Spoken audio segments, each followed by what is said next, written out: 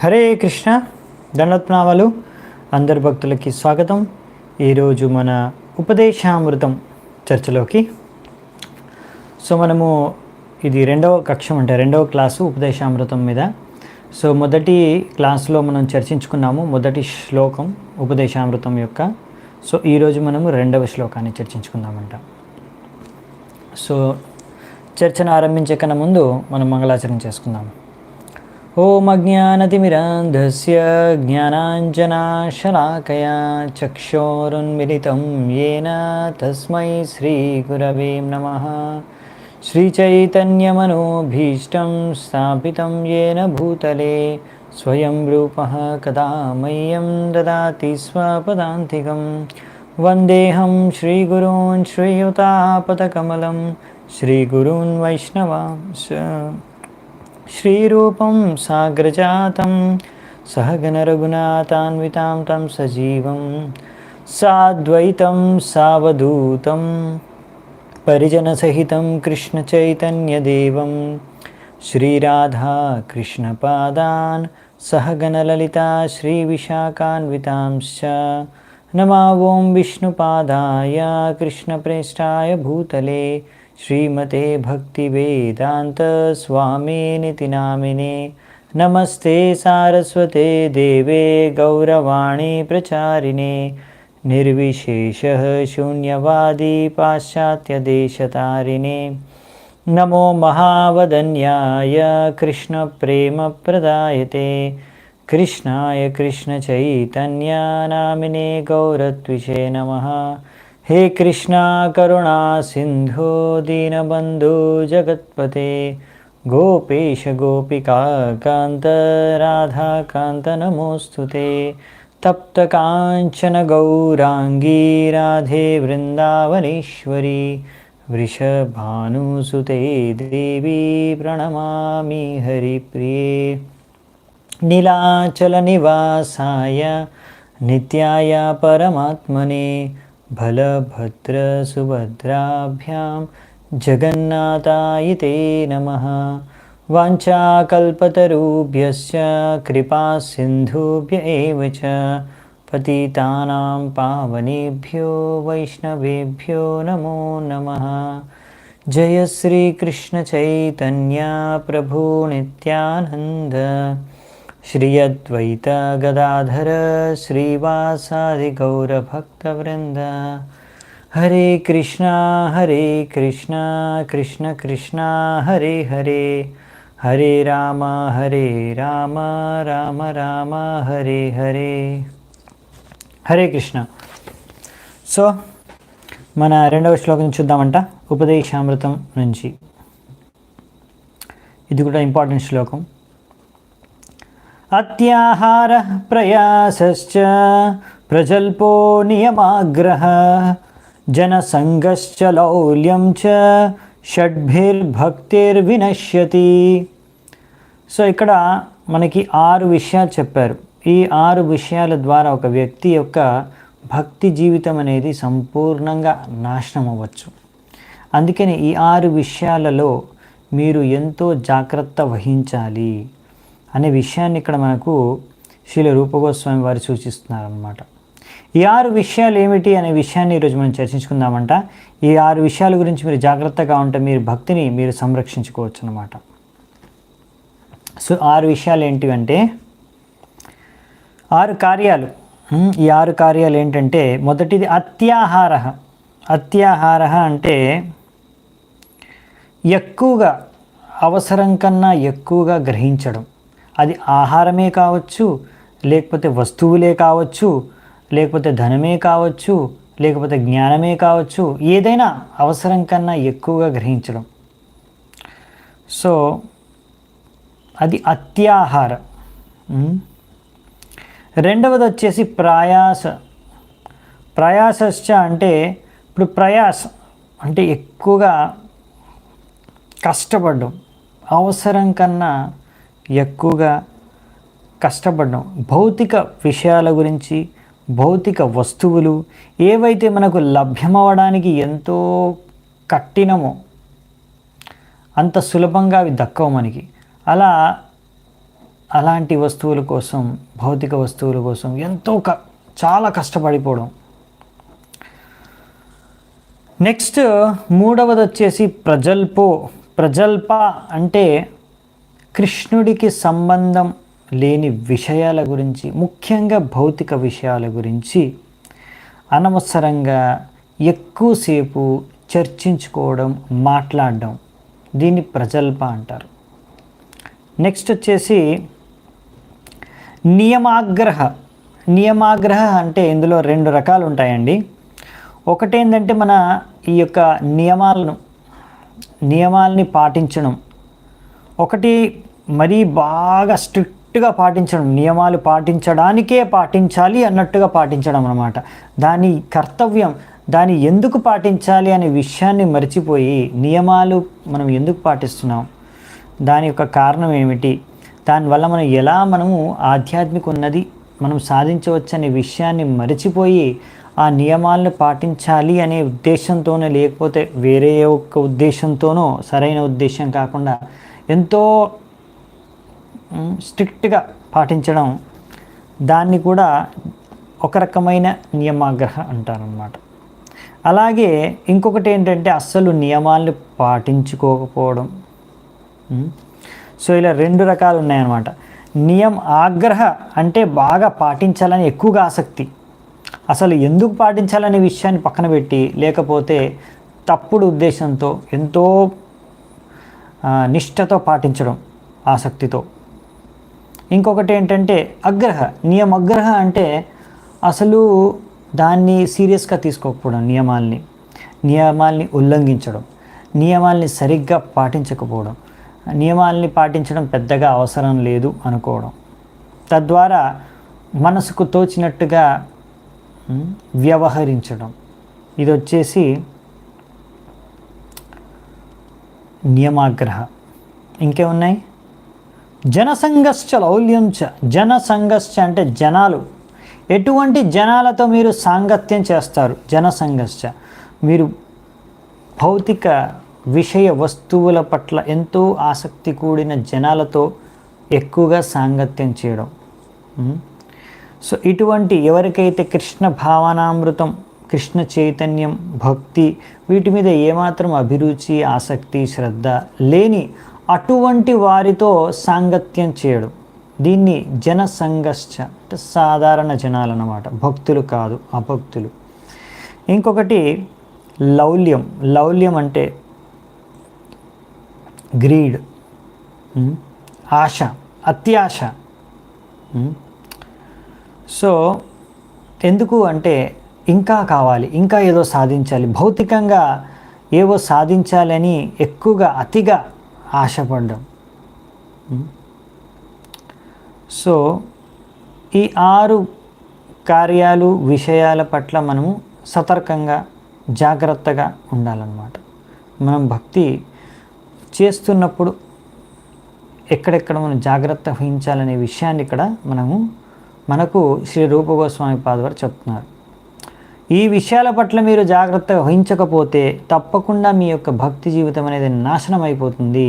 షడ్భిర్ భక్తిర్ వినశ్యతి, వినాశనానికి దారితీస్తుంది అని ఇక్కడ వర్ణిస్తున్నారన్నమాట. మనకి మనిషి జీవితం అనేది ఎంతో సింపుల్గా జీవిస్తూ ఉన్నతమైన భగవంతుడి యొక్క చింతనతో మనం జీవించాలన్నమాట. సో భగవంతుడికి 3 శక్తులు ఉంటాయని మనకు ముందు కూడా తెలుసు, చర్చించుకున్నాము. ఒకవేళ తెలియకపోతే అంతరంగ శక్తి, తటస్థ శక్తి, బహిరంగ శక్తి.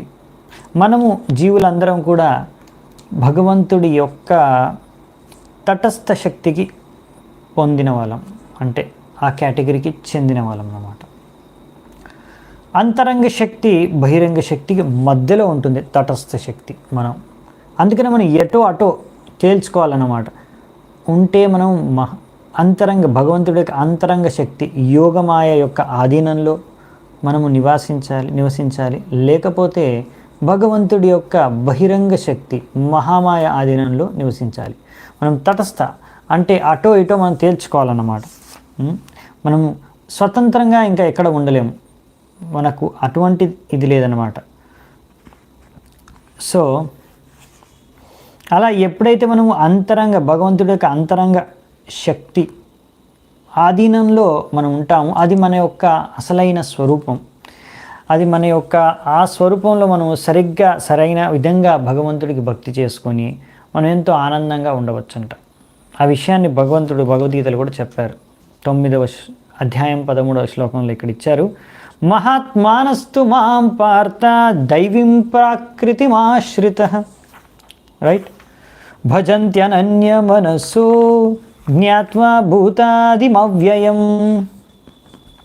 సో ఇక్కడ అదే చెప్తున్నారనమాట. వీరిని మహాత్మా అంటారు. ఎవరైతే మహాత్మానస్తు మాం పార్థ, ఇక్కడ భగవంతుడు మహాత్మాని ఎవరిని అంటున్నారు? ఎవరైతే దైవీం ప్రకృతిమాశ్రితః, దైవీ ప్రకృతి భగవంతుడి యొక్క అంతరంగ శక్తి యోగమాయ ఆధీనంలో ఉంటారు, భగవంతుడికి ఆ విధంగా భక్తి చేసుకుంటారు. భజంతి అనన్య మనసో, భజన చేసుకుంటారో భగవంతుడికి. అంతేకాకుండా ఎవరైతే అర్థం చేసుకుంటాడో జ్ఞాత్వా భూతాదిం అవ్యయం, అందరికన్నా ముందు నుంచి ఆది పురుషుడిని నేనే, అవ్యయం, నేను ఎప్పుడు నాశనానికి గురవను అనే విషయాన్ని గ్రహించి నన్ను భగవంతుడిగా ఎవరైతే ఆరాధించుకుంటారో వారిని మహాత్మా అంటారు. సో ఇంకా కొంతమంది ఎవరైతే ఇలా భగవంతుడిని ఆరాధించుకోకుండా వారి జీవితంలో ఇంద్రియాల్ని భోగించి ఇంద్రియ తృప్తే జీవిత లక్ష్యంగా పెట్టుకునే వారిని ఇక్కడ మనకి ప్రభుపాల్ ద్వారా అంటున్నారు, వారిని కృపణ లేకపోతే దురాత్మ అని. సో ఇలాంటి వారు ఎవరైతే ఎప్పుడు వారి యొక్క ఆనందం కోసం, స్వార్థం కోసం, ఇంద్రియాలని భోగించడం కోసం జీవిస్తారో అవి రకరకాల రూపాలని దాల్చవచ్చండి. కొంతమంది వారి శరీరం కోసం, శరీరాన్ని ఆనందపరచడం కోసం, తృప్తిపరచడం కోసం, సంతుష్టిపరచడం కోసం కష్టపడుతూ ఉంటారు. ఇంకా కొంతమంది వారి యొక్క పరివారం వాసులను ఆనందింపజేయడానికి కష్టపడుతూ ఉంటారు. ఇంకొంతమంది సమాజం కోసం, ఇంకొంతమంది కులం కోసం, ఇంకొంతమంది జాతి కోసం, ఇంకొంతమంది దేశం కోసం, అలా రకరకాలుగా కష్టపడి సేవలు చేస్తూ ఉంటారు. తద్వారా వాళ్ళు ఆనందాన్ని అనుభవించడానికి ప్రయత్నిస్తూ ఉంటారు. ఇవన్నీ కూడా ఒక విధంగా చెప్పాలంటే ఇంద్రియ తృప్తి లేకపోతే extended sense gratification. Sense gratification అంటే ఇంద్రియ తృప్తి. ఇంక ఇవన్నీ ఇజమ్స్ ఉంటాయి కదా, ఆల్ట్రూయిజం, నేషనలిజం, హ్యూమనిటేరిజం, ఇవన్నీ ఇజమ్స్ కూడా ఇక్కడ మనకు ప్రభుపాల ద్వారా రాశారు. అది కూడా ఒక రకమైన ఇంద్రియ తృప్తి భాగమే.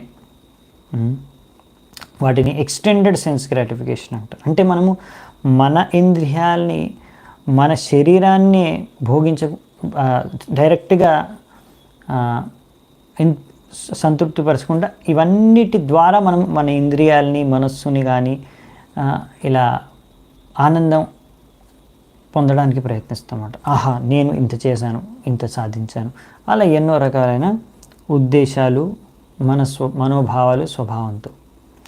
సో ఇవన్నీ కూడా ఒక రకంగా అదనమాట. ఇక్కడ ఏంటంటే ముఖ్యంగా భగవంతుడిని గుర్తించరు. భగవంతుడు అసలు పరంపిత భగవంతుడు అనే విషయాన్ని మర్చిపోతారు. గుర్తించకుండా నేనే గొప్ప, నేనే నాది అనే ఉద్దేశంతో చేసే కార్యాలన్నమాట. సో ఇలా ఎవరైతే మరి అలా భగవంతుడిని గుర్తించకుండా, భగవంతుడి ఆధీనంలో కార్యాలు చేయకుండా, భగవంతుడి యొక్క అంతరంగ శక్తి ఆధీనంలో కార్యాలు చేయకుండా ఇలా వారు మహామాయ, భగవంతుడి యొక్క బహిరంగ శక్తి ఆధీనంలో కార్యాలు చేస్తారో వారు 3 రకాల తాపాలకి గురి కాక తప్పదు. 3 రకాల క్లేశాలకి: ఆది దైవిక క్లేశ, ఆధ్యాత్మిక క్లేశ, ఆది భౌతిక క్లేశ. ఇది ముందు కూడా ఒకసారి మనం చర్చించుకున్నాం. ఒకవేళ మీకు దీని గురించి ఎక్కువగా అవగాహన లేకపోతే, ఆది దైవిక క్లేశ అంటే దేవతల ద్వారా, దేవతల ద్వారా కొన్ని మనకు కష్టాలు కలుగుతాయి. అప్పుడప్పుడు కరువులు, కాటకాలు, భూకంపాలు, తుఫాన్లు, ఇలాంటివన్నీ కూడా. ఇవన్నిటిని ఏమంటామంటే ఆది దైవిక క్లేశ అని. మరి ఆది భౌతిక క్లేశ అంటే ఏంటి అంటే మిగతా ఇతర ప్రాణుల వలన, అవి పశువులే కావచ్చు, పక్షులే కావచ్చు, చిన్న చిన్న కీటాణులు కావచ్చు, ఇప్పుడు కరోనా వైరస్ వంటి కరోనా వైరస్సే కావచ్చు, ఏ బ్యాక్టీరియానో కావచ్చు, దోమలే కావచ్చు, చీమలే కావచ్చు, లేకపోతే ఏ రకమైన బందిపోట్లో దొంగలో ఇలాంటి ఎవరైనా కావచ్చు. వీళ్ళందరి ద్వారా, ఇతర జీవుల ద్వారా, ఇతర జీవరాశుల ద్వారా, ఇతర మనుషుల ద్వారా మనకు కలిగే క్లేశాలు, బాధలు, కష్టాలు, వాటిని ఆది భౌతిక క్లేశ అంటారు. ఆధ్యాత్మిక క్లేశ అంటే మన యొక్క మనస్సు, శరీరం రకరకాల కష్టాలకు గురి చేస్తుంది మనని. తలనొప్పి, ఒంటి నొప్పి, కాలు నొప్పి, పంటి నొప్పి, ఇవన్నీ అన్నమాట. ఇలాంటి రకరకాల మానసిక, శారీరక సమస్యలు ఏవైతే మనం ఎదుర్కొంటామో అవన్నీ కూడా ఆధ్యాత్మిక క్లేశ అని అంటారనమాట. సో ఇలా మనకి ఇక్కడ బహిరంగ శక్తి, మహామాయ ఈ 3 రకాల క్లేశాలకి మనల్ని గురి చేస్తున్నాం అన్నమాట. సో ఈ విధంగా ఈ 3 క్లేశాల ద్వారా మనం ఎన్నో రకాల బాధలు, కష్టాలు అనుభవిస్తూ ఉంటాం ఈ యొక్క భౌతిక ప్రపంచంలో. చూడండి, ఇక్కడ ముఖ్యంగా ఏంటంటే ఈ భౌతిక ప్రపంచంలో మీరు జీవిస్తాము. కానీ ముఖ్యమైన సమస్య అంటే జన్మ, మృత్యు, జరావధి. ఈ యొక్క చక్రంలోనే చిక్కుకొని మనము తిరుగుతూ ఉన్నాము. అవునా? సో ఇలాంటి భౌతిక ప్రపంచంలో మనం బతకాలి అంటే ఏదో ఒక పని చేసుకోవాలి. అవునా? మన శరీరాన్ని మనం కాపాడుకోవాలి, శరీరాన్ని మనం పోషించుకోవాలి అంటే కూడా ఏదో ఒక పని చేయక తప్పదు. ఏదో ఒక పని చేయడం ద్వారా మనము ఈ శరీరాన్ని పోషించుకొని అలా ఆత్మ మన శరీరంలో ఉండగలుగుతుంది. మనం జీవించి ఉండగలం అన్నమాట. సో మనం జీవించి ఉండాలి అంటే ఈ భౌతిక ప్రపంచంలో ఏదో ఒక పని అనేది చేసుకోవాలి. పని చేయకుండా మనం ఊరికే కూర్చుంటే సరిపోదు. అవునా? కానీ ఎలాంటి పని మీరు చేస్తున్నారు అనేది ఇక్కడ ముఖ్యమైన విషయం. ఈ పనిని మనం ఎలా చేస్తే మనకది కృష్ణ భావనామృతానికి అనుకూలంగా ఉంటుందో ఆ విధంగా మనం పని చేసుకోవాలంట. ఏ విధంగా పని చేస్తే మనము కృష్ణ భావనామృతం, కృష్ణ భక్తిని చేసుకోగలం, దానికి అనుకూలంగా ఉంటుంది, అలాంటి పనులను మనం ఎన్నుకొని చేసుకోవాలన్నమాట. తద్వారా మనము, ఎందుకంటే మన ప్రతి ఒక్కరికి ఇక్కడ భౌతిక ప్రపంచంలో ఉన్న ప్రతి ఒక్కరికి తినడానికి తిండి కావాలి, ఆహారం కావాలి. అవునా? అలాగే వేసుకోవడానికి బట్టలు కావాలి. మరి ఈ సమాజంలో బ్రతకడానికి రకరకాల కార్యాల కోసం, సదుపాయాల కోసం మనకి డబ్బులు అనేది అవసరం. ఇలా ఎన్నో రకాల సదుపాయాలు కూడా అవసరం మన శరీరాన్ని పాలన, పోషణ, రక్షణ చేసుకోవడానికి. కానీ మనం మరి అవి చేసుకోకూడదా అంటే చేసుకోవాలి. తప్పకుండా మనకు కావాల్సిన, మన శరీరానికి కావాల్సిన సదుపాయాలు మనం సమకూర్చుకోవాల్సి వస్తుంది. దానికి తగిన రక్షణను కల్పించుకోవాల్సి వస్తుంది, తగిన పోషణను పోషించుకోవాల్సి వస్తుంది, తగిన ఆహారాన్ని గ్రహించవలసి వస్తుంది తప్పకుండా. కానీ అవసరం కన్నా ఎక్కువగా చేయకూడదు. అదే మొదటి మన ప్రిన్సిపల్ అన్నమాట. ఈరోజు అత్యాహార, మొదటిదంటే మనము తప్పకుండా మనం ప్రసాదాన్ని సేవించుకోవాలని ముందే మనం చర్చించుకున్నాం మొదటి శ్లోకంలోనే. ఇప్పుడు ఇక్కడ 2వ శ్లోకంలో ఏంటంటే మనం సేవిస్తాం కరెక్టే, కానీ అది మనము ఎంత అవసరమో మన శరీరానికి అంత మాత్రమే ఆహారాన్ని గ్రహించాలి. ఆహారమే కాదు, ఏ వస్తువులైనా సరే, ఏ విషయాలైనా సరే, మన భౌతిక సదుపాయాలే కానివ్వండి, ఏదైనా సరే. ఎందుకంటే ఈ సమస్య మనుషులకు మాత్రమే స్పెసిఫిక్ అనమాట. మనుషులకు మాత్రమే ఇది స్పెషల్ సమస్య. ఇది పశువులకు ఇలాంటి సమస్య లేదంటే. ఎందుకు అంటే ఒక ఉదాహరణ చెప్పారనమాట. ఇక్కడ మనిషి సమాజంలో మనకు చాలా సమస్యలు కదా, ఆర్థిక ఇబ్బందులు. ఇప్పుడు మన దేశం కూడా ఆర్థిక ఇబ్బందులకు లోనవుతుంది, ఆర్థిక సమస్యలకు లోనవుతుంది.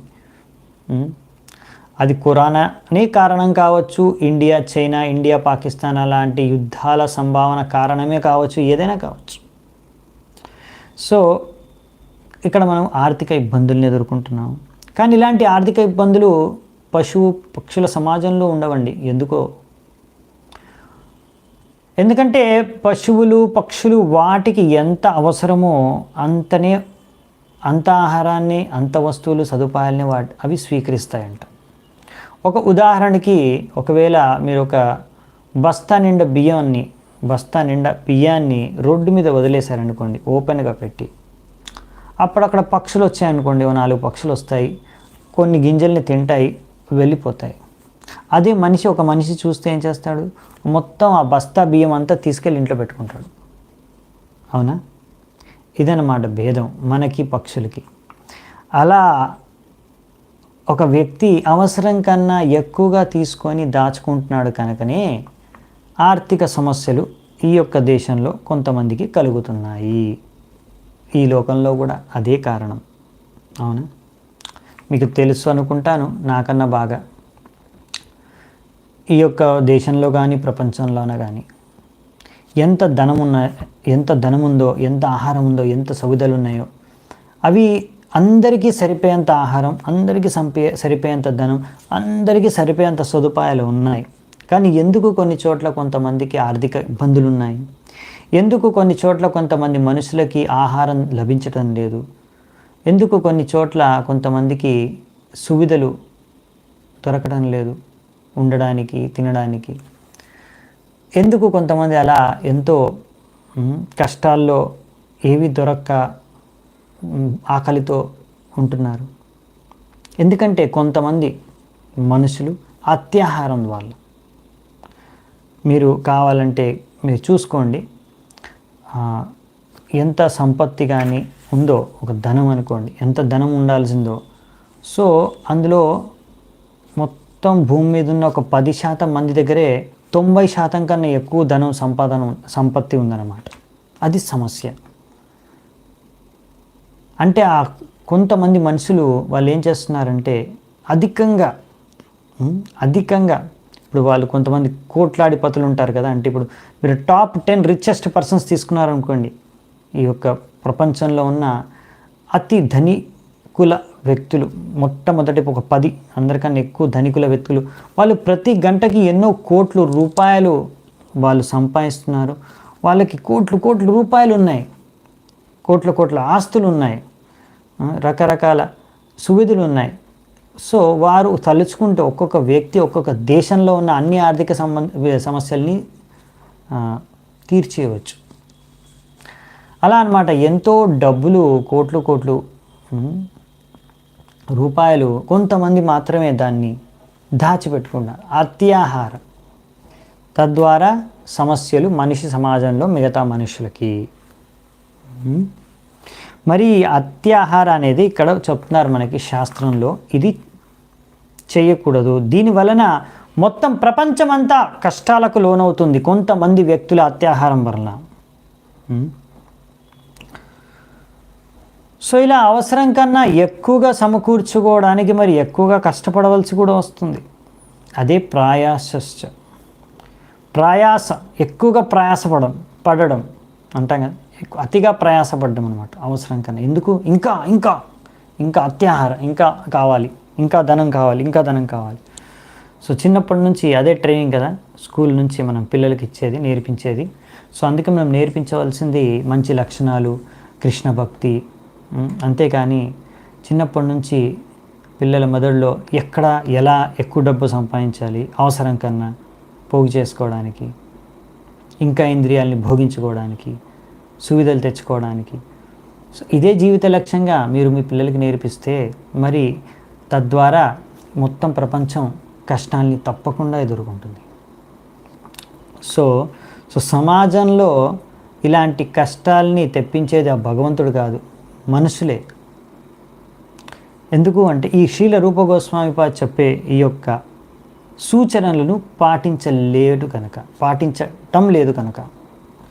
ఒకవేళ ఇలా అందరు మనుషులు ఈ మన శ్రీల రూప గోస్వామిపాద్ చెప్పే ఈ యొక్క సూత్రాలని పాటిస్తే సమాజంలో ఎటువంటి సమస్యలు, ఆర్థిక ఇబ్బందులు ఏ వ్యక్తికి ఉండవు అనే విషయాన్ని మనం అర్థం చేసుకోవచ్చు. సో భగవంతుడు చూడండి, భగవంతుడు సృష్టించినప్పుడు ఈ ప్రపంచాన్ని, అందులో జీవరాశులకి కావాల్సిన అన్ని సదుపాయాల్ని, సరిపోయేంత ఆహారాన్ని భగవంతుడు సృష్టించాడు. ఆ విషయాన్ని మనం అర్థం చేసుకోవాలి. మన సమస్య ఏంటంటే మనకు దొరకదేమో, మనకు తినడానికి ఉండదేమో, మరి నాకు సరిపోతుంది, సరే మరి నా పిల్లలకి వాళ్ళకు ఉండకూడదా? వాళ్ళ కోసం నేను ఇప్పుడు కష్టపడాలి. మా పిల్లలు మనవళ్ళు, మా తరతరాలు అందరూ కూడా కూర్చొని తిన్నా తరిగిపోయినంత ఆస్తి నేను సంపాదించి పెడతాను, దీనికోసం నేను ఎంతైనా కష్టపడతాను. ఈ ఉద్దేశంతో వాళ్ళు ఎంతో కష్టపడుతున్నారు. కానీ భగవంతుడు ఏంటంటే మనకు అన్ని సదుపాయాలు ఇచ్చారన్నమాట. మనకి ఎక్కడ ఏ మూలైన ప్రపంచంలో కొద్దిగా స్థలం ఉంటే, ఒక ఆవు ఉంటే, ప్రభుపాల ద్వారా అంటున్నారు, ఆ స్థలంలో మనకు కావాల్సినవి పండించుకోవచ్చు. ఆవు నుంచి పాలు వస్తాయి, పాల నుంచి ఎన్నో పదార్థాలు మనం తయారు చేసుకోవచ్చు, మనకు కావాల్సిన ఆహారం మనకు లభిస్తుంది. సో కానీ అది కాకుండా మనకు అది సరిపోదు అనేసి మనం ఏం చేస్తున్నాము అంటే ఇంకా ఆర్థిక పరిస్థితిని పెంచుకోవడానికి ఎంతో కష్టపడ్డాం. ప్రతిరోజు ఒక వ్యక్తి ఒక చోటు నుంచి ఇంకో చోటు వరకు ప్రయాణించడం. ఒకవేళ మీరు సిటీలో ఉంటే మీకు అంతగా తెలియదండి, ఎక్కువ మీరు ప్రయాణించకపోవచ్చు జాబ్ చేసుకోవడం కోసం. మేబీ గంట సేపు ప్రయాణించవచ్చు. కానీ ఇక్కడ మేము విలేజ్లో ఉంటాం, చూస్తాం కదా, కొంతమంది పొద్దున్న లేవగానే బయలుదేరతారు 5ంటికి 6ంటికి సిటీకి వెళ్తారు. ఇక్కడ నుంచి 2 గంటలు 3 గంటలు ప్రయాణం చేసి సిటీకి వెళ్ళి అక్కడ రోజంతా పనిచేసి మళ్ళీ తిరిగి రాత్రి 9ంటికో 10ంటికో ఇంటికి వస్తారన్నమాట. రోజు 5-6 గంటలు ప్రయాణం, 8 గంటలు పని చేస్తే 6 గంటలు ప్రయాణం, మొత్తం 14 గంటలు అలా కష్టపడుతున్నారు. ఎందుకు అంటే ఇక్కడ ఊర్లో ఏదో ఇలా పొలం పనులు చేసుకొని ఇలా ఆవుల్ని పెంచుకొని ఇంత మాత్రం సంపాదిస్తాం, మాకు సరిపోదు. మేము సిటీకి వెళ్ళి ఇంకా బాగా సంపాదిస్తాం, ఇంకా డబ్బులు ఎక్కువ సంపాదిస్తాం.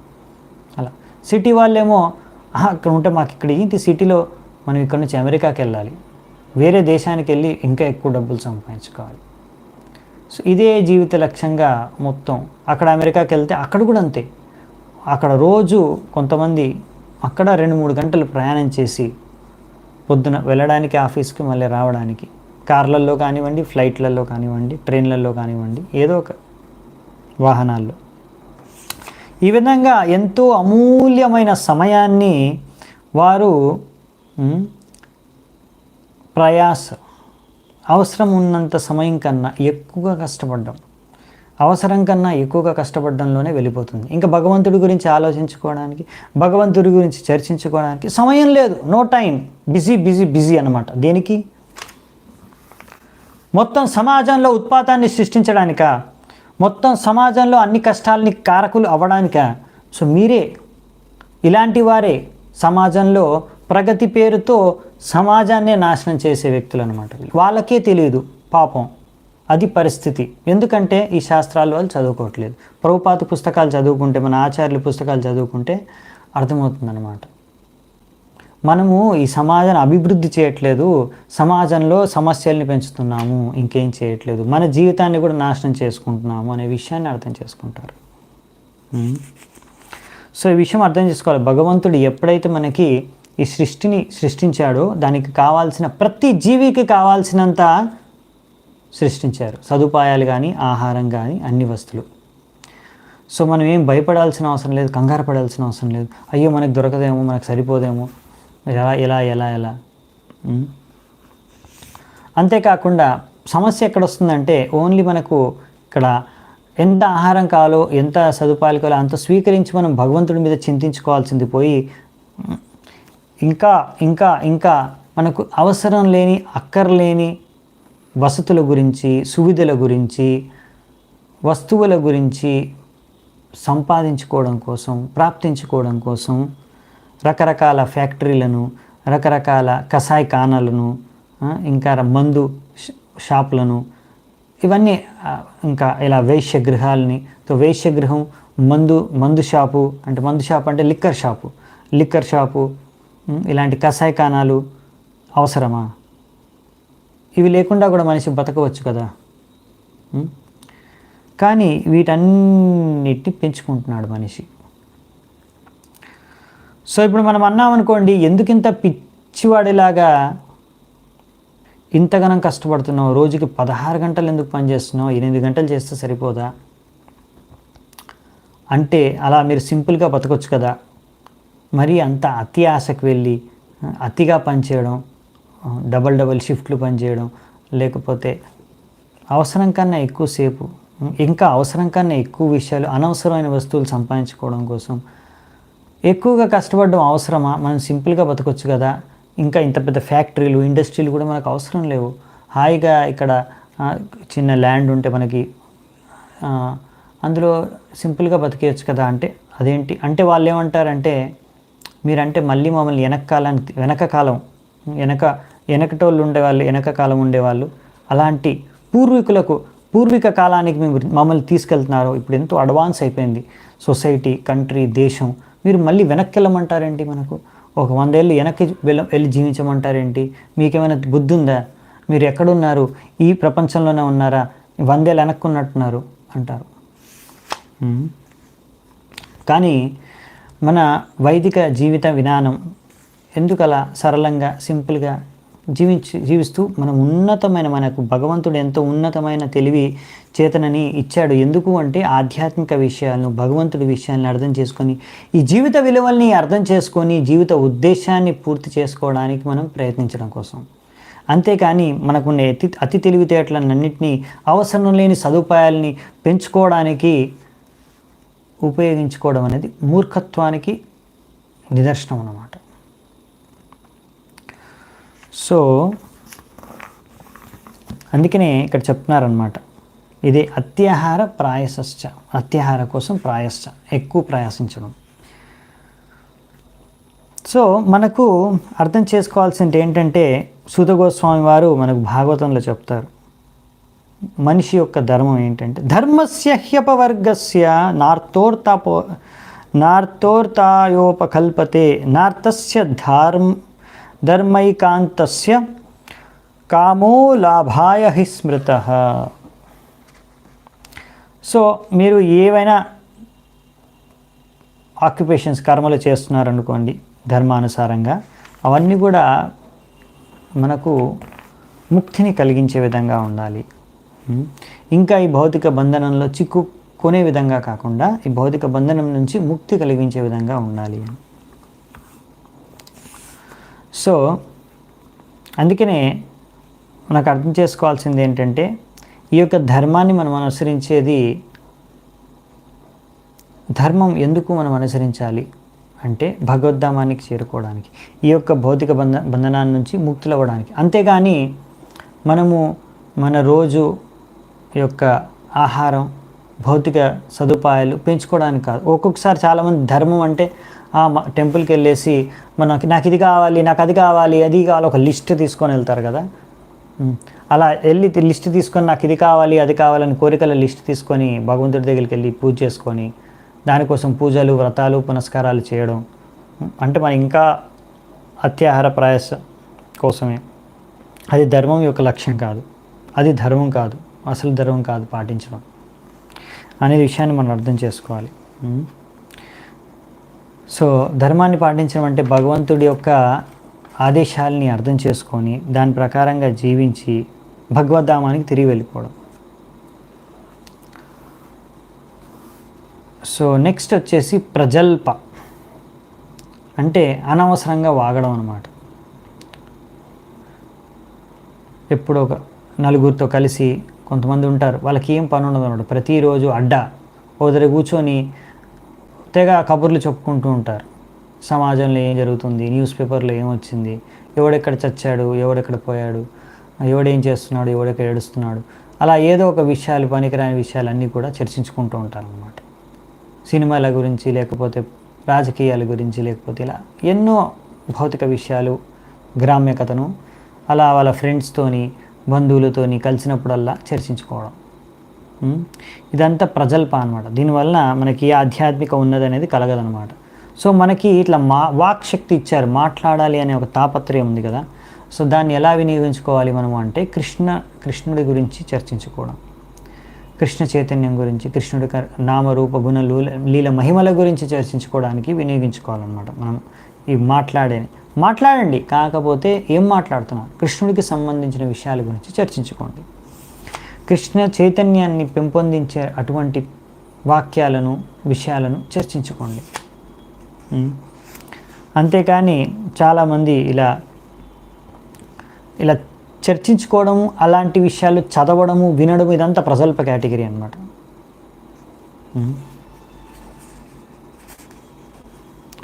సో నెక్స్ట్ వచ్చేసి జన సంఘర్ష అంటే ప్రజల్పో నియమాగ్రహ జనసంఘశ్చ లౌల్యం.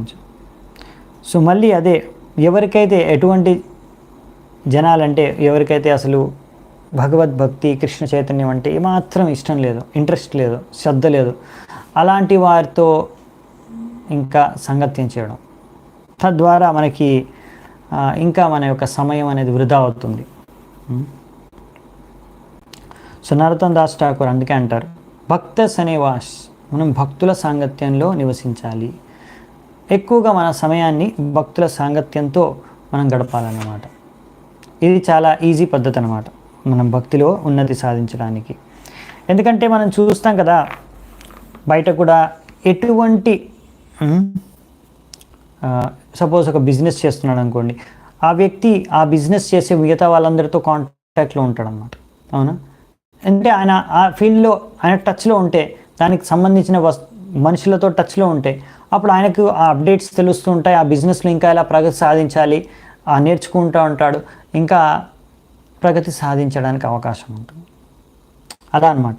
సో అందుకనే ప్రతి దగ్గర అసోసియేషన్స్ ఉంటాయి, stock exchange, chamber of commerce, ఇలా ఎన్నో సంఘాలు, అన్ని రకరకాల ఆ రకమైన ఆ వృత్తికి సంబంధించిన వ్యక్తులందరూ ఆ సంఘాల్లో యుక్తమై ఉంటారు, ఆ క్లబ్బుల్లో లేకపోతే ఆ అసోసియేషన్లో, ఆ సొసైటీల్లో. కృష్ణ భావనామృతంలో కూడా ఉన్నతి సాధించాలి అంటే మనము అలాంటి కృష్ణ భావనామృతాన్ని, కృష్ణ చైతన్యాన్ని, భక్తి మార్గాన్ని అనుసరించే వ్యక్తుల సాంగత్యంలో ఉండాలి. దాని కొరకే మనం ఈ యొక్క సొసైటీ కృష్ణ భావనామృత సంఘం, ఈ సంఘాన్ని ప్రభుపాల్ వారు తయారు చేశారు మన కోసం. ISKCON, international society for Krishna consciousness. So ఇది సొసైటీ అంటే, ఇది అక్కడ సొసైటీ అంటే అక్కడ మనుషులందరూ కలిసి ఉంటారు, ఒకే రకమైన చేతన. వాళ్ళందరి ఉద్దేశం ఏంటంటే ఎలాగైనా మన కృష్ణ చైతన్యాన్ని పెంపొందించుకోవడం. అవునా?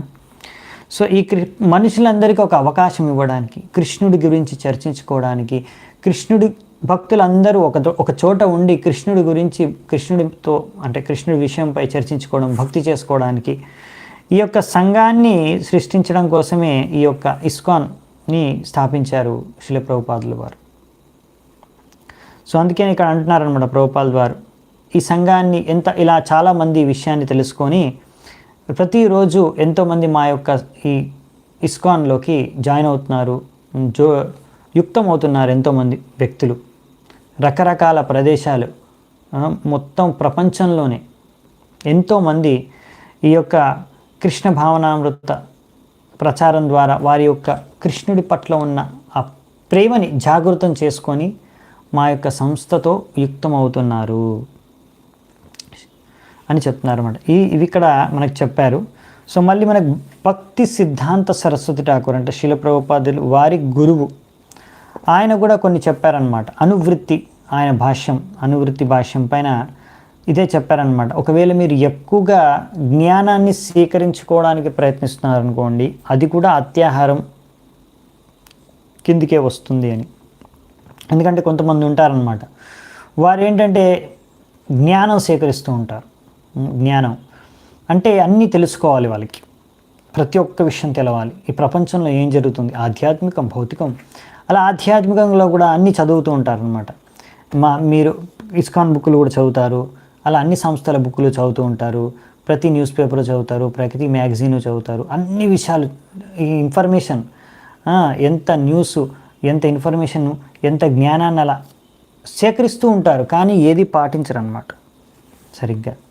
అలా అది కూడా ఒక రకమైన అత్యాహారం అన్నమాట. లేకపోతే ఇంకా కొంతమంది అలా జ్ఞానాన్ని సేకరిస్తూ వాళ్ళ మనసుకు తోచిన విధంగా ఆలోచిస్తూ వాళ్ళకి ఇష్టం వచ్చినట్టుగా వాళ్ళు నిర్ణయాలు తీసుకుంటూ ఉంటారనమాట. నేను ఒక వ్యక్తిని కలిశాను అన్నమాట. ఆ వ్యక్తి చూశాడు, నేను భగవద్గీత చదువుకుంటున్నాను. ఓహో, మీరు భగవద్గీత చదువుకుంటావా అంటే, అవును నేను భగవద్గీత చదువుతూ ఉంటాను. సో అతను చూసి, నాకు భగవద్గీత అంటే ఇష్టము, నేను చదువుతాను. నేను అడిగాను, ఓకే మీరు ఇది చదివారా అంటే, చదివాను, ఇది ఇస్కాన్ భగవద్గీత కదా, ఇది నాకు తెలుసు, చాలా ఫేమస్, ఇది నేను చదివాను. ఇదే కాదు, నేను ఎన్నో భగవద్గీతలు చదివాను, XYZ రాసింది, EXY ABCD రాసింది, అలా ఎంతోమంది XYZలు ABCDలు రాసిన భగవద్గీతలు ఎన్నో చదివాను నేను. నేను అడిగిన భగవద్గీతలు ఎందుకు చదివారంటే, ఒక్కొక్కరు ఒక్కొక్క స్టైల్లో ఉంటుంది, ఒక్కొక్క దాంట్లో ఒక్కొక్క విషయం ఒక్కొక్క కోణంలో చెప్తారు ఒక్కొక్క విషయాన్ని. సో అన్నీ అదొక నాకు హాబీ అనమాట. ఒక్కొక్కరు ఎలా ప్రజెంట్ చేస్తున్నారు భగవద్గీత అనే విషయాన్ని నేను చదివి చూస్తూ ఉంటాను, గమనిస్తూ ఉంటాను. నేను సరే మీరు భగవద్గీత చదివారు కదా, శిల ప్రభుపాదుల వారి భగవద్గీత, మరి దీంట్లో ఉన్నది ఏమైనా పాటిస్తున్నారంటే పాటించడం అనేది కాదు, నా హాబీ ఇది, చదవడం అంతే. భగవద్గీత అన్ని రకాల భగవద్గీతలు చదవడం, పాటించడం కోసం చదవను నేను. అలా తెలుసుకోవడం కోసం, వీడు ఎలా రాస్తున్నారు, అతను ఎలా రాస్తున్నాడు, ఆ అతను ఎలా రాశాడు, ఈ అతను ఎలా రాశాడు, ఆ సంస్థ వాళ్ళ భగవద్గీత ఎలా ఉంది, ఈ సంస్థ వాళ్ళ భగవద్గీత ఎలా ఉంది, అలా తెలుసుకుంటూ ఉంటాను. అది నా హాబీ. అలా అన్నమాట. ఇవన్నీ అత్యాహార కేటగిరీ అనమాట. సో అలా ఎన్నో పుస్తకాలు చదువుతూ ఉంటారు, కొంతమంది ఎన్నో పుస్తకాలు రాస్తూ ఉంటారు, కొంతమంది కృష్ణుడికి సంబంధించి కృష్ణ భక్తికే సంబంధం లేకుండా ఎన్నో పుస్తకాలు చదువుతుంటారు, ఎన్నో పుస్తకాల పైన రాస్తూ ఉంటారు. ఇవన్నీ సమయం నష్టం చేసుకునే పద్ధతులు అన్నమాట, ఇంకా వేరే ఏం లేదు. సో ఇలా చెప్పాను కదా. ఇంకొకటి కూడా, ఎక్కువగా సేకరించడం, అవసరం కన్నా ఎక్కువ సంపత్తి. సో ప్రభుపాదుల ద్వారా ఒక ఉదాహరణ ఇస్తున్నారు. ఒక వ్యక్తి ఎంతో కష్టపడి తన జీవితమే కాకుండా తన తర్వాత తరాలు కూడా, తన కుమారులు, తన మనవళ్ళు, వాళ్ళందరూ కూడా ఎంతో బాగా జీవించాలి అనే ఉద్దేశంతో ఆయన ఎంతో కష్టపడి ఎంతో ఆస్తి సంపత్తిని సంపాదించి పెద్ద బంగ్లా అన్నీ కట్టాడనమాట. దాని తర్వాత ఏమైంది అంటే ఆయన చనిపోతాడు కదా, కాలానుసారంగా చనిపోయాడు అనమాట. సో అలా చనిపోయిన తర్వాత మళ్ళీ ఏం జరిగిందంటే ఆ ఇంటి ముందటే ఉన్న, ఆ ఇంటి దగ్గర ఉన్న ఒక చెప్పులు కుట్టేవాడి ఇంట్లో జన్మించాడు అనమాట.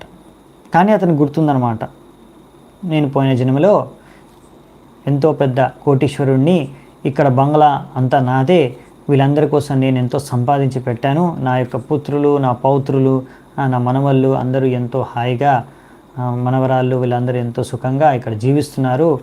సో ఇదంతా నా సంపాదనే అనేసి అతను వెళ్ళాడనమాట. ఆ ఇంటికి వెళ్ళేసి, మీకు అందరికీ తెలుసా ఇదంతా నేనే మీకు సంపాదించి పెట్టాను, ఇది నా సంపత్తి అసలు మొత్తం అంటే, వాళ్ళందరూ చొప్పు తీసుకొని కొట్టి పంపించేశారంట ఆ వ్యక్తిని. పాపం అది పరిస్థితి అన్నమాట. సో ఈ విషయం మనం అర్థం చేసుకోవాలన్నమాట. సో ఇప్పుడు మన పరిస్థితి నెక్స్ట్ వచ్చే జీవితంలో ఎలా ఉంటుందో మనకు తెలీదు. అవునా? ఎటువంటి పరిస్థితుల్లో మనం జన్మిస్తామో మనకు తెలీదు. సో అందుకనే మనము ఈ విషయం గురించి బాగా ఆలోచించాలి. మనం ఈ భౌతిక ప్రపంచంలో ఫ్యూచర్ గురించి ఎంతో ఆలోచిస్తాం కదా. ఒక పిల్లవాడు చిన్నవాడు పుట్టగానే పెద్దగా ఏం చేస్తాడు, జీవితాంతం ఎలా బతుకుతాడు, బాగా బతకాలి అందుకనేసి ఎంతో ప్లానింగ్. చిన్నప్పటి నుంచి స్కూల్లో ఏ స్కూల్లో వేయాలి, తర్వాత ఏ కాలేజీలో చదువుకోవాలి, తర్వాత ఏ కోర్సులు చేయాలి, తద్వారా ఆయన ఎక్కడ పెద్ద పెద్ద నౌకరుగా తయారవుతాడు, ఎక్కడో అక్కడ పెద్ద చాకరీ దొరుకుతుంది, ఎవరి కింద ఎక్కడో పనిచేస్తే నౌకరీ చాకరీ చేసి అప్పుడు ఎంతో బాగా జీవిస్తాడు. అలా ఒక నౌకరు అవ్వడానికి అనేసి పెద్ద ప్లానింగ్ చేస్తారే పుట్టినప్పటి నుంచే. అటువంటిది మరి చనిపోయిన తర్వాత ఎక్కడికి వెళ్తున్నారు నెక్స్ట్, దాని గురించి ఏమైనా ప్లానింగ్ చేస్తారా? మరి ఈ జీవితం వరకే కాదు, నెక్స్ట్ జీవితం గురించి కూడా ప్లానింగ్ చేయాలన్నమాట.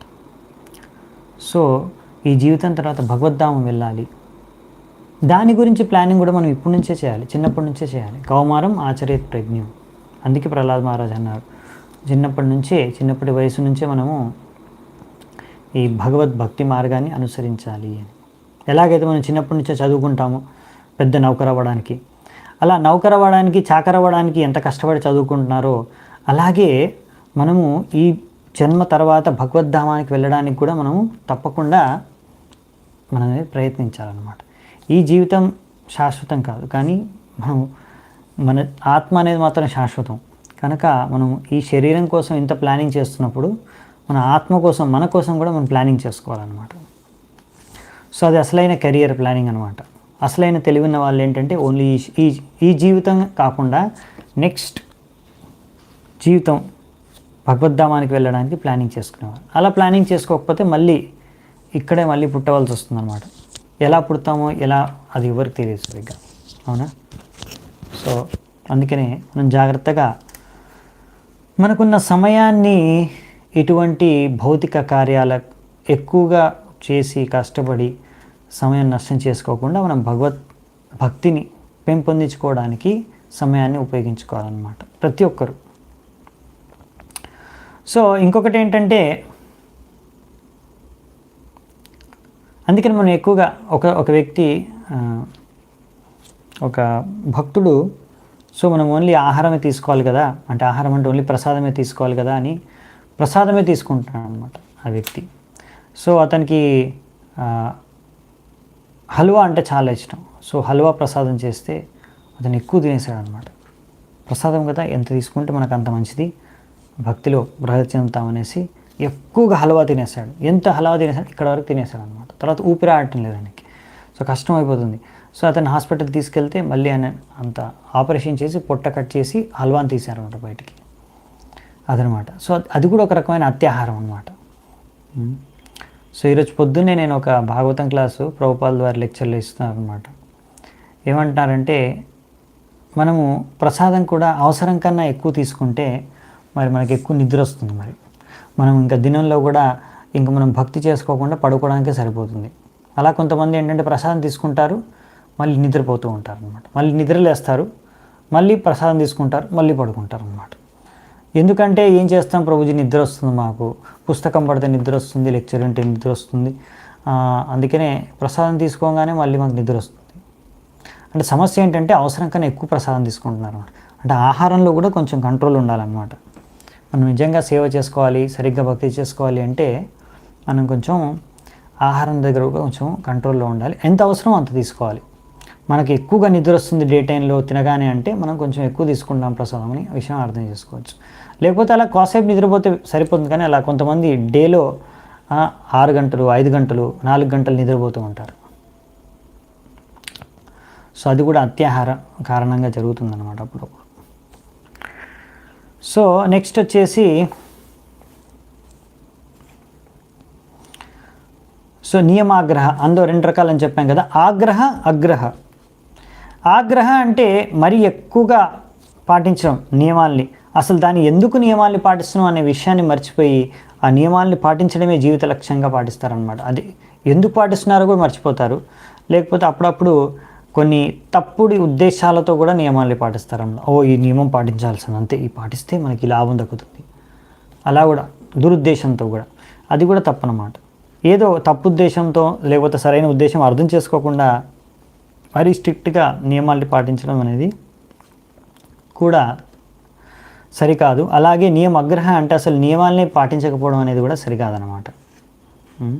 అందుకని మనము కృష్ణ అమృతంలో 4 ఖచ్చితంగా పాటించే నియమాలు ఉన్నాయి, అవునా? అవైద్య స్త్రీ సంగం చేయకపోవడం, మాంసాహారాన్ని భుజించకపోవడం, అలాగే జూదం ఆడకపోవడం, నష ఇలాంటి నష కలిగించే వస్తువుల్ని అంటే సిగరెట్టు, బీడి, తంబాకు ఇలాంటివన్నీ తీసుకోకపోవడం, ఇవన్నీ మనం నియమాలు పాటిస్తాం అన్నమాట. అందుకనే సో రకరకాల వ్యక్తులు ఉంటారు కదా, మాయావాదులు ఉంటారు.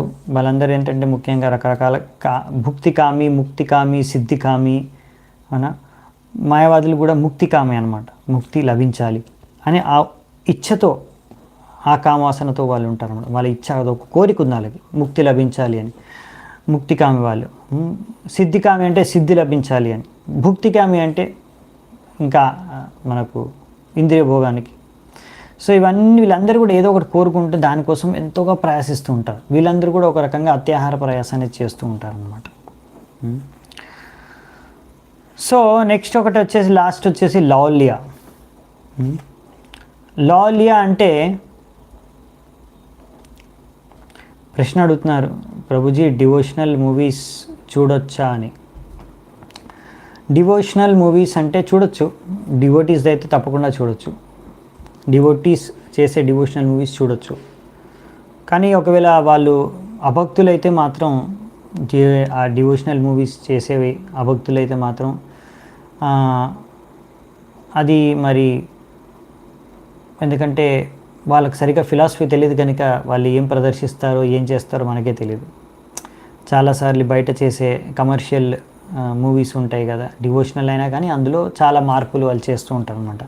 ఎందుకంటే వాళ్ళకు ఇలాంటి స్టోరీ లైన్ ఎలా ఉంటే ఎక్కువగా కలెక్షన్ లభిస్తుంది, ఎక్కువగా ప్రేక్షకులు దాన్ని చూసి వాళ్ళకి ఎక్కువ కలెక్షన్స్ ఎక్కడ వస్తాయో ఆ విధంగా వాళ్ళ స్టోరీని మార్చుకుంటారనమాట.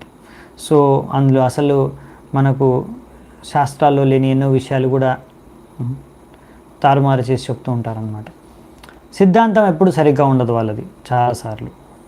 అందుకనే సిద్ధాంతం కూడా సరిగ్గా ఉండదు. ఇంకొకటి ఏంటంటే వాళ్ళు, మనం ఏదైనా సరే ముఖ్యంగా మనం అసోసియేషన్ అంటాం కదా, సాంగత్యం అంటే ఏముంటుందంటే మనము దేనితోనైతే అసోసియేట్ అవుతామో వారి యొక్క చేతన కూడా మనను ప్రభావితం చేస్తుంది అనమాట. అలా సో ఒకవేళ ఆ భక్తులు వాళ్ళు డివోటీస్ కాకపోతే వాళ్ళ యొక్క చేతన ఏంటంటే, ఉద్దేశం ఏంటంటే ముఖ్యంగా డబ్బు సంపాదించాలో లేకపోతే ఇంద్రియాల్ని భోగించాలో ఇటువంటి చేతనతో వాళ్ళు ఈ కార్యాలు చేస్తూ ఉంటారు. డివోషనల్ మూవీస్లో యాక్ట్ చేసేవాళ్ళు కానీ వీళ్ళందరూ కూడా. సో అటువంటి చేతన కూడా మనల్ని ఎఫెక్ట్ చేయవచ్చు అనమాట. అందుకని సో ముఖ్యంగా మనము భక్తుల ద్వారా చేసే ఏవైనా డ్రామాస్ కానీ లేకపోతే మూవీస్ కానీ చూడొచ్చు అనమాట. డివోషనల్ మూవీస్ చైతన్య మహాప్రభు ఉన్నప్పుడు కూడా ఆయన కూడా డ్రామాస్ చేసేవారు అనమాట. అంటే భక్తి మనకు లీలలు, కృష్ణుడి లీలలు అలా. సో అలా డ్రామాస్ చేయొచ్చు అనమాట మన భక్తులు కూడా. So that is ideal standard, అది సరైన పద్ధతి. సో ముఖ్యంగా ఏంటంటే మనకు తెలియదు వాళ్ళు చూపించేది కరెక్టో కాదో తెలియదు కదా, తప్పు విషయాలు కూడా తప్పుడుగా చూపిస్తూ ఉంటారు కొన్ని. అందుకే జాగ్రత్తగా ఉండాల్సి వస్తుంది. నెక్స్ట్ వచ్చేసి, ఒకవేళ మీకు అలాంటి ఇంట్రెస్ట్ ఉంటే మీరే డివోషనల్ మూవీస్ చేయొచ్చు అనమాట. అది కూడా ఒక రకమైన సర్వీస్.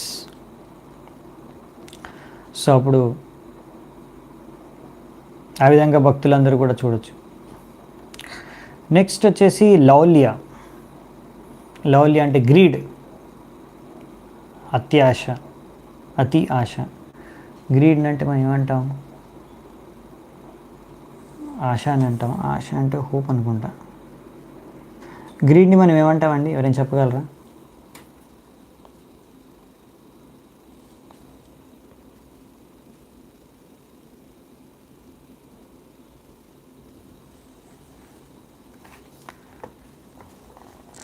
ఓకే, సో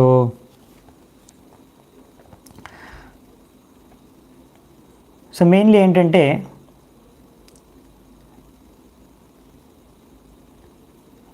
ఒకవేళ ఇలా ఏదైనా ఎక్కువగా ఎక్కువగా ఆశపడడం కానీ అత్యాశ, అదే అని చెప్పాను నేను, ఫైన్. సో లేకపోతే ఎక్కువగా ఇలా మన యొక్క ఇంకా సంపాదించుకోవడం కోసం, భౌతిక ఉన్నతి సాధించడం కోసం ఇలా ఆలోచించడం, ఇది కూడా లౌల్యం అన్నమాట. ఇది కూడా మన యొక్క భక్తి మార్గానికి ఆటంకం అన్నమాట. ఈ 6 విషయాలు 6 కార్యాలు, ఈ 6 విషయాలు 6 కార్యాల్లో మనము కొంచెం జాగ్రత్తగా ఉండాలన్నమాట. సో ఇప్పుడు ఒక ముఖ్యమైన విషయం టాపిక్ చెప్తారు, లాస్ట్ టాపిక్ డిస్కస్ చేస్తాం మనం. ప్రభుపాల్ వారు ఏంటంటే, ఇప్పుడు భౌతిక ప్రపంచంలో మోడర్న్ వార్ఫేర్ వేజ్డ్ అగెయిన్స్ట్ క్యాపిటలిస్ట్స్ అండ్ కమ్యూనిస్ట్స్. మీరు క్యాపిటలిస్ట్ అంటే వాళ్ళు ఏంటంటే మొత్తం ధనమంతా, వాళ్ళు పెద్ద బిజినెస్ మ్యాన్ కావచ్చు, లేకపోతే ఇలా ఏదో ఒక విధంగా వాళ్ళు ఏంటంటే వాళ్ళ దగ్గరే ఎక్కువ ధనికులు ఉంటారు. కొంతమంది ధనికులే మొత్తం సంపాదన, మొత్తం ధనం అంతా కొంతమంది దగ్గరే ఉంటుంది. మిగతా వాళ్ళందరూ దరిద్రంలో ఉంటారనమాట. అంటే బాగా ఏమంటాం, అది పావర్టీ, బాగా గరీబ్, పేదరికంతో ఉంటారనమాట. చాలామంది బేసికలీ పేదరికంతో ఉంటారు, బాధపడుతూ ఉంటారు. కొంతమంది మాత్రం మొత్తం ధనమంతా వాళ్ళ దగ్గర పెట్టుకొని భోగిస్తూ ఉంటారు. దీన్ని క్యాపిటలిజం అంటారనమాట. సో ఇలా దీన్ని తట్టుకోలేక, అంటే వీళ్ళేంటి కొంతమంది మొత్తం ఐశ్వర్యాన్ని భోగిస్తున్నారు, వీళ్ళందరికీ ఇంత కష్టపడుతున్నారు, కానీ వాళ్ళకి మాత్రం ఎక్కువగా వాళ్ళకి లాభం రావటం లేదు. వీరు మాత్రం ఎక్కువ కష్టపడకుండానే ఎంతో ధనాన్ని సేకరించుకొని భోగిస్తున్నారు. సో ఈ విధంగా ఇటువంటి వాళ్ళని క్యాపిటలిస్ట్ ఇలాంటి ఈ సమాజం బాగాలేదనేసి అప్పుడు కొంతమంది అందరూ ఏం చేశారంటే ఇలా కాదు, ఇది సరికాదు, మొత్తం ధనం ఏదైతే ఉందో ప్రతి ఒక్కరికి పనిచేసేయాల్సిందే, ప్రతి ఒక్కరికి సమాన హక్కు ఉంది, అందరికీ పనిచేయాల్సిందే అనేసి కమ్యూనిస్ట్ ఫిలాసఫీ ఏంటంటే వీళ్ళది అందరికీ సమానంగా పనిచేయాలి అని. కానీ వీళ్ళిద్దరిది ప్రాబ్లమే. ఎందుకు అంటే ఇక్కడ వాళ్ళు గుర్తించడం లేదు. ఈశావాస్యం ఇదం సర్వం, అవునా, యత్కించా జగతాం జగత్ తేన త్యక్తేన భుంజిత మా కృత కస్య సిద్ధనం. సో అంత భగవంతుడే ఈశ్వరుడు అన్నిటికీ. ఆ విషయాన్ని గుర్తించట్లేదు. వాళ్ళు క్యాపిటలిస్టే కానివ్వండి, వాళ్ళు కమ్యూనిస్టే కానివ్వండి. సో మనం తెలుగులో ఏమంటామో తెలియదు ఈ పదాలని, క్యాపిటలిస్ట్, కమ్యూనిస్ట్ అంటారు అనుకుంటా తెలుగులో కూడా. సో ఈ విధంగా ఇద్దరి సమస్య ఏంటంటే వాళ్ళిద్దరు భగవంతుడిని గుర్తించడం లేదు. ఈ సంపద భగవంతుడికి చెందింది, భగవంతుడే అధిపతి. లోబి అనేది కరెక్ట్ వర్డ్ అండి. Thank you. లాల్యం అంటే లోభం, ఎక్కువగా లోబి, అతిగా ఆశించడం. Thank you. సో ఇక్కడ మనం చర్చించుకుంటున్నాము క్యాపిటలిస్ట్ ఇంకా కమ్యూనిస్ట్స్ అని. సో ఇదన్నమాట. ఇప్పుడు ఎలాగంటే ఇక్కడ కమ్యూనిస్ట్ అయినా కానీ వాళ్ళందరూ మేమందరం దోచుకొని తింటాం, అందరం కలిసి భోగిస్తాం, ఇలా మీరు ఒక్కరే భోగిస్తున్నారేంటి? కానీ ఇద్దరి వృత్తి ఒకటే, భోగించడం అనేదే ఆ యొక్క మనస్తత్వం, అది చేంజ్ అవ్వట్లేదు. కనుక రెండు ఎప్పటికీ సమాజంలో శాంతి భద్రతను సమకూర్చలేవు. అది క్యాపిటలిజమే కానివ్వండి, కమ్యూనిజమే కానివ్వండి. సరైన శాంతి భద్రత సమాజంలో ఉండాలి అంటే మనం గుర్తించాలి ఈ యొక్క ఐశ్వర్యం సంపద మొత్తం ప్రపంచంలో ఉన్నదంతా ఎవరు, దానికి సరైన అధినేత అధిపతి ఎవరు, భగవంతుడు అనే విషయాన్ని గుర్తించి ఆయన సేవ కోసం, ఆయన యొక్క సంతుష్టి కోసం మనం ఎప్పుడైతే అన్ని విషయాలని, అంత ధనాన్ని, అంత వస్తువుల్ని, అంత మానవ సమాజాన్ని యుక్తపరుస్తామో దానికోసం, భగవంతుడి సేవ కోసం, అప్పుడే అందరూ సమానంగా ఆనందంగా శాంతితో ఎంతో ఆనందంగా బతకొచ్చు అన్నమాట. లేకపోతే ఇలా మీరు ఆ సరైన అది ధనానికి అధిపతి ఎవరో గుర్తించకుండా మీరు ఏ రకమైన వ్యవహారం చేసినా అది సమాజంలో ఎప్పటికీ శాంతి భద్రతను నెలకొల్పలేదన్నమాట. ఒక ఉదాహరణ ఇచ్చారు ఇక్కడ. ఏంటంటే ఒకవేళ మీరు రోడ్డు పైన చూసారనుకోండి, ఒక $100 నోటు పడి ఉందనుకోండి, ప్రభుపాల్ ద్వారా అంటున్నారు. సో దాన్ని ఒక వ్యక్తి $100 నోట్ చూసి తన జోబులో పెట్టుకొని వెళ్ళిపోయాడు. ఎవడు చూడట్లేదు, ఎవరిదో తెలియదు మనకి, మనం ఎంజాయ్ చేద్దాం మనకి అనేసి మన జోబులో పెట్టుకొని వెళ్ళిపోతున్నాడు. ఇంకొక అతన్ని భోగి అంటారు. ఇంకొక వ్యక్తి ఏంటంటే చూశాడు $100 నోట్ ఉంది అక్కడ, అయ్యో ఇది మనదైతే కాదు, మనకెందుకు, వదిలేసి వెళ్ళిపోవడం అన్నమాట. త్యాగి అంటారు వాళ్ళని. ఇంకొక వ్యక్తి ఏంటంటే ఆ నోటు చూశాడు, ఆ నోటు మీద అది నోటు ఎవరిది అని కనుక్కొని వారికి అందజేయడం. సో అది తెలివైన వ్యక్తి సరైన పని చేయడం అన్నమాట. సో ఇక్కడ క్యాపిటలిస్టే కానివ్వండి, కమ్యూనిస్టే కానీ వాళ్ళ ఒక ముఖ్య ఉద్దేశం ఏంటి, ఇంద్రియాలను భోగించుకోవడమే అదనమాట. అది సమస్య, ఇక్కడ ముఖ్యమైన సమస్య. ఎలాగంటే ఇప్పుడు మనం ఎప్పటికైతే ఈ అసలైన అధిపతి భగవంతుడు అనే విషయాన్ని గుర్తించామో అప్పటి వరకు ఎలాగంటే ఇప్పుడు ఎలా ఉందంటే మనం భగవంతుడు అన్నిటికీ అధిపతి అని గుర్తించకుండా మనం భోగించడానికి ప్రయత్నిస్తే అది దొంగ. మనం ఫస్ట్ ఈశావాస్యం విషయంలో కూడా చర్చించుకున్నాము. సో అది దొంగ అన్నట్టు, వాళ్ళని దొంగ అంటారు, అవునా. దాని యొక్క అధిపతి సరైన మాలిక్, సరైన అది ఓనర్ ఎవరో గుర్తించకుండా భోగించడానికి ప్రయత్నిస్తామే అంటే అటువంటి వాడిని దొంగ సమానమే లెక్క. పెద్ద దొంగ అయితే చిన్న దొంగ అయితే క్యాపిటలిస్ట్ అయితే కమ్యూనిస్ట్ అయింది. అలా దొంగలు ఎంత కొట్టుకున్నా కానీ ఏం చేసుకున్నా కానీ దొంగల మధ్య దోచుకొని తినే దాంట్లో నువ్వే ఎక్కువ దోచుకుంటావు, నేను అందరూ సమానంగా దోచుకోవాలి. సో దొంగల మధ్యలో అది శాంతి భద్రత అనేది ఉండడం చాలా కష్టం అన్నమాట. సో ఎప్పుడైతే మనం అందుకనే గుర్తిస్తామో ఇదంతా భగవంతుడిది, కనుక మనకు ఎంత కావాలో మన జీవితానికి, మన బతకడానికి, మన శరీరానికి మనకు ఎంత సువిధలు, ఎంత ఆహారం, ఎంత ధనం, ఏది కావాలో వస్తువులు అవన్నీ స్వీకరించి మిగతాదంతా అర్థం చేసుకొని ఇది ఎవరికి చెందినదో, భగవంతుడు అందరి అవసరాల కోసం అన్ని విషయాలు, వస్తువులు, ధనాన్ని, ఆహారాన్ని ఇచ్చాడు. సో మనకి ఎంత కావాలో అంత స్వీకరించి ఏదైతే ఎక్స్ట్రా ఉందో అది మనది కాదని తెలుసో అది ఎవరి కోట, మిగతా వాళ్ళ కోట, కనుక అది భగవంతుడి సేవలో పెట్టాలన్నమాట. అది సో భగవంతుడి సేవ మాధ్యంగా మనము అది సమాజ సేవలో పెట్టాలన్నమాట. సో మనకు అది అర్థం చేసుకోవాలి. ఇదే ఈశావాస్యం ఇదం ప్రిన్సిపల్ అన్నమాట. సో ఈ విధంగా మనము ఇది ఇంతవరకు ఇంత మాత్రమే నా కోట అని అర్థం చేసుకొని ఇంత మాత్రం నాకు కావాలి, నేను ఉపయోగించుకుంటాను, మిగతా అంతా భగవంతుడి సేవకు పెట్టేస్తాం. సో తద్వారా ఏమవుతుందంటే అప్పుడు సమాజంలో ఎటువంటి సమస్యలు, ఆర్థిక ఇబ్బందులు ఉండవన్నమాట. ఎందుకు? ఎవ్వరూ ఎక్కువగా అతిగా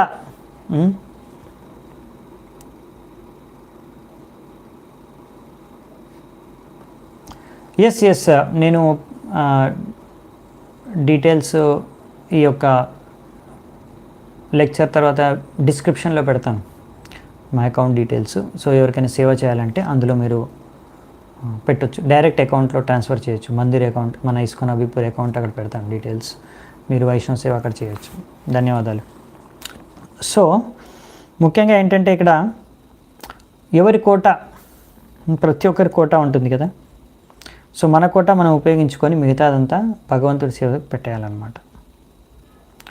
సో అప్పుడు మనకి సమస్యలు ఉండవు. ఇప్పుడు ఏంటంటే సమస్య ఏంటంటే ప్రతి మనిషి ఏంటంటే తన కోట కన్నా ఎక్కువగా తీసుకొని దాచుకుంటున్నాడు. మీరు చూడండి, మీరు కావాలంటే కనుక్కోండి. ఒక్కొక్క వ్యక్తి, కొంతమంది ఎవరైతే జస్ట్ టాప్ 10 రిచెస్ట్ పీపుల్ చూసుకోండి సమాజంలో కానీ ప్రపంచంలో కానీ, ఒక్కొక్కరిది ఎంత ధనం ఉందో చూసుకోండి. వాళ్ళ ఆ ధనాన్నంతా కనుక వినియోగించేస్తే సో మనందరికీ ఆర్థిక ఇబ్బందులు అనేవి ఉండవు. కానీ వాళ్ళు ఎప్పుడు వినియోగిస్తారు? ఎప్పుడైతే వాళ్ళు ఈ విషయాన్ని అర్థం చేసుకుంటారో, ఎప్పుడు అంతా భగవంతుడి సంపత్తి భగవంతుడి సేవకే ఉపయోగించాలి. ఈ మనుషులందరూ, ప్రతి ప్రాణి, జీవి అందరూ కూడా భగవంతుడి యొక్క సంతానం. సో అలా ఆ విధంగా అర్థం చేసుకొని మనం భగవంతుడి సేవకు ఉపయోగించాలన్నమాట. ఆ విధంగా మనం ఎప్పుడైతే ఉపయోగించేస్తామో అంత సేవ కోసం, అప్పుడు ఈ సమాజంలో ఎటువంటి ఆర్థిక ఇబ్బంది ఎవరికి ఉండదన్నమాట. సో ఒక వ్యక్తి ఎప్పుడైతే ఇలా అతిగా పోగు చేసుకోరు, ఎప్పుడు అంటే ఎప్పుడైతే అతను ఈ వ్యక్తి ఈ విషయాన్ని అర్థం చేసుకుంటాడు. సో ఇవన్నమాట ఇక్కడ మనకి ముఖ్యంగా మనం అర్థం చేసుకోవాల్సింది ఏంటంటే, ఈ యొక్క శ్లోకాల నుంచి కానీ మీరు శాస్త్రాల నుంచి కానీ ముందు కూడా మన ప్రభుపాదులు బుక్స్లో మనం తాత్పర్యాల్లో కూడా చూసాము. ఏంటంటే ఈ మానవ సమాజంలో ఎన్నో రకాల లోపాలు ఉన్నాయి. అంటే మనం భక్తి, మన శాస్త్రాల్లోంచి మనం ఎన్నో విషయాలు అర్థం చేసుకుంటున్నాం. ఈ భక్తి మార్గం ద్వారా మనం ఎలా భగవద్ధామానికి వెళ్ళిపోవాలో మనం భక్తి చేసుకొని మనం శుద్ధపరచుకొని మన హృదయాన్ని అనే విషయాన్ని ఎలాగో మనం నేర్చుకుంటున్నాము. అంతేకాకుండా మనం ఈ యొక్క శాస్త్రాలను అనుసరిస్తే సమాజంలో ఉండే అన్ని సమస్యలు కూడా పూర్తిగా సమూలంగా నాశనం అయిపోతాయి. అన్ని సమస్యలు సమూలంగా తొలగిపోతాయి. అన్ని సమస్యలు తొలగిపోతాయి. అన్ని సమస్యలకు పరిష్కార మార్గం అనేది మన శాస్త్రాల్లోనే, మన ఆచార్యుల యొక్క ఈ శ్లోకాలు, ఈ తాత్పర్యాల్లోనే ఉన్నాయి అనే విషయాన్ని మనం గ్రహించాలి. ఆ విషయాన్ని మనం అర్థం చేసుకున్నాం అనుకో, అప్పుడు మనకు అర్థమవుతుంది, అరే ఈ శాస్త్రాలు, ఈ బుక్స్ ఏవైతే మన ఆచార్యులు ఇచ్చారో ఇవి ఓన్లీ ఏదో మన సొంత భజన, మన సొంత భక్తికే కాదు, మొత్తం సమాజ వికాసానికి, మొత్తం మానవ కళ్యాణానికి, అన్ని సమస్యలకి సరైన పరిష్కారం అనేది మనకు మన శాస్త్రాల్లోనే ఉన్నాయి అనే విషయాన్ని మనం గ్రహిస్తే అప్పుడు మనకు అర్థమవుతుంది దీని యొక్క విలువ అసలు ఏంటనేది. అప్పుడు మనకు అర్థమవుతుంది వీళ్ళు చెప్పే ప్రాక్టికల్. చాలామంది అనుకుంటారు, అరే ఇక్కడ జీవితంలో ఎన్ని సమస్యలు ఉన్నాయి, సమాజంలో ఎన్ని సమస్యలు ఉన్నాయి, మీరు హరే కృష్ణ జపం చేసుకొని భగవద్గీత భాగవతం ఇవన్నీ చదువుకుంటే ఏమవుతుంది, సమస్యలు ఈ సమాధానం అవుతాయి, ఈ సమాజంలో ఉన్న సమస్యలు పరిష్కారం అవుతాయి అంటే అవునండి అవుతాయి. ఇప్పుడు సమస్యలు ఎందుకు సమాజంలో ఉన్నాయంటే జనాలు ఇవి చదవట్లేదు, ఇలాంటి పుస్తకాలు చదవట్లేదు, ఇలాంటి నియమాలని పాటించట్లేదు కనుక. ఇప్పుడు ప్రతి ఒక్కరు ఈ యొక్క ప్రిన్సిపల్ ఏవైతే ఇక్కడ ఇచ్చారో, అత్యాహార ప్రాయశ్చ ప్రజల్పో నియమాగ్రహ జనసంఘశ్చ లౌల్యం చ షడ్భిర్ భక్తిర్ వినశ్యతి. సో ఈ 6 ప్రిన్సిపల్స్ని కనుక ఎవరైనా పాటిస్తే వాళ్ళ భక్తి నాశనం ఎలాగో కాకుండా ఉంటుంది, అంతేకాకుండా ఈ ప్రపంచం కూడా నాశనం కాకుండా ఉంటుందన్నమాట. సో అందుకనే ప్రభుపాల్ ద్వారా ఒక స్టేట్మెంట్ వస్తారు, భాగవతంలో వస్తుంది మొదటి స్కందంలో. So material wellbeing is followed by spiritual wellbeing. అంటే మీరు స్పిరిచువల్లీ మీరు ఆధ్యాత్మికంగా సరిగ్గా సరైన స్థితిలో స్థాపితమై ఉన్నారనుకోండి, అంటే సరిగ్గా మీరు శాస్త్రానుసారంగా మీ ఆధ్యాత్మిక జీవితాన్ని ఎప్పుడైతే పాటిస్తున్నారో మీ భౌతిక సమస్యలు కూడా సమాధానం అవుతాయి. సో ఈ విషయాన్ని మనం ఎల్లప్పుడూ గుర్తుంచుకోవాలి. సో ఈ లింక్ ఉందన్నమాట. సో ఇక్కడే మనం ఈ యొక్క చర్చా విషయాన్ని ముగిద్దామంట ఈరోజు. మీ అందరికీ చాలా చాలా ధన్యవాదాలు మీరు ఈ చర్చలో పాల్గొన్నందుకు. శ్రీల రూప గోస్వామి పాద్ కీ జై, శ్రీల ప్రభుపాద్ కీ జై, ఉపదేశామృతం కీ జై, సమవేత గౌర భక్త వృంద కీ జై. నితాయ్ గౌర సీతనాథ్ ప్రేమానందే. హరి హరి బోల్.